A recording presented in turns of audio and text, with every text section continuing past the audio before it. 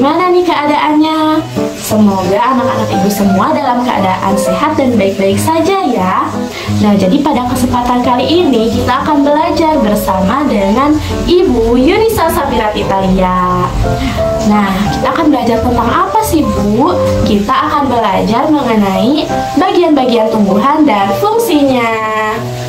Yang pertama yaitu bagian akar.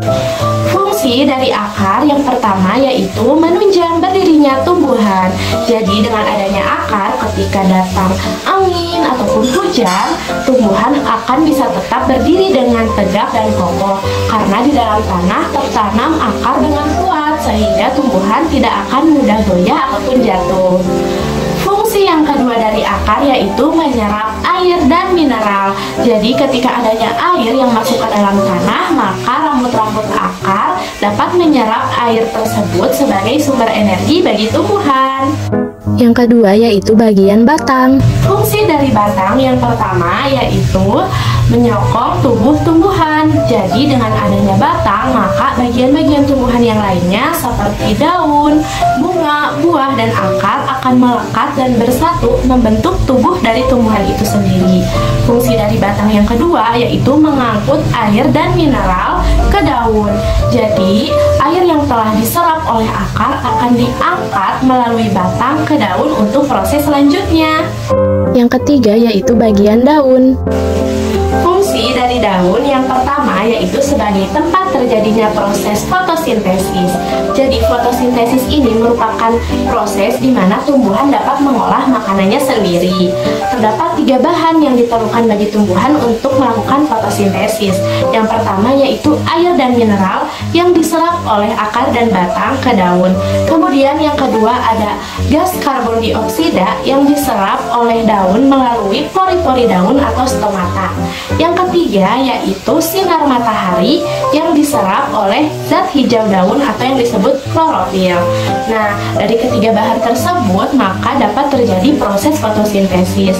Hasil yang dihasilkan dari proses fotosintesis yaitu ada zat gula dan juga oksigen. Zat gula dapat digunakan langsung oleh tumbuhan atau disimpan melalui bagian tumbuhan yang lainnya seperti buah. Sementara oksigen dikeluarkan oleh tumbuhan ke udara, sehingga udara tersebut atau oksigen tersebut dapat digunakan oleh makhluk hidup untuk bernafas. Fungsi dari daun yang kedua yaitu sebagai alat pernapasan bagi tumbuhan itu sendiri. Dalam daun terdapat organ yang dinamakan stomata. Stomata ini merupakan pori-pori yang terdapat pada daun. Dengan adanya stomata atau pori-pori tersebut dapat membantu tumbuhan untuk bernapas dengan menghirup udara ataupun gas yang ada di sekitarnya. Yang keempat yaitu bagian bunga. Fungsi dari bunga yang pertama yaitu sebagai alat perkembangbiakan pada tumbuhan. Mengapa demikian? Karena di dalam bunga terdapat organ reproduksi jantan yang disebut dengan benang sari dan organ reproduksi betina yang disebut dengan putih. Kemudian fungsi dari bunga yang kedua yaitu sebagai tempat terjadinya penyerbukan. Penyerbukan adalah proses ketika benang sari mengeluarkan serbuk sari. Kemudian serbuk sari tersebut mendarat di kepala putih. Dari proses tersebut terjadi pembuahan dan akhir dari proses penyerbukan tersebut yaitu menghasilkan biji.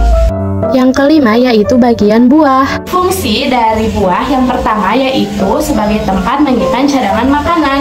Sebagaimana kita tahu bahwa tumbuhan telah melakukan proses fotosintesis yang menghasilkan zat gula. Nah, zat gula tersebut disimpan di bagian buah sebagai cadangan makanan dan sebagai sumber energi bagi tumbuhan untuk bertumbuh dan berkembang. Fungsi dari buah yang kedua yaitu untuk melindungi biji. Sebagaimana kita tahu bahwa pada buah sendiri melekat biji yang merupakan calon tumbuhan baru. Yang keenam yaitu bagian biji. Fungsi dari biji yang pertama yaitu sebagai alat perkembangbiakan tumbuhan baru. Nah, apabila biji dari suatu tumbuhan kita tanam kembali, maka lama-kelamaan biji tersebut akan tumbuh dan berkembang menjadi tumbuhan baru. Kemudian fungsi biji yang kedua yaitu sebagai tempat untuk menyimpan cadangan makanan. Nah, zat gula yang dihasilkan dari proses fotosintesis selain disimpan di buah, tentu disimpan juga di bagian biji, sehingga cadangan makanan tersebut bisa menjadi sumber energi bagi tumbuhan untuk bertumbuh dan berkembang.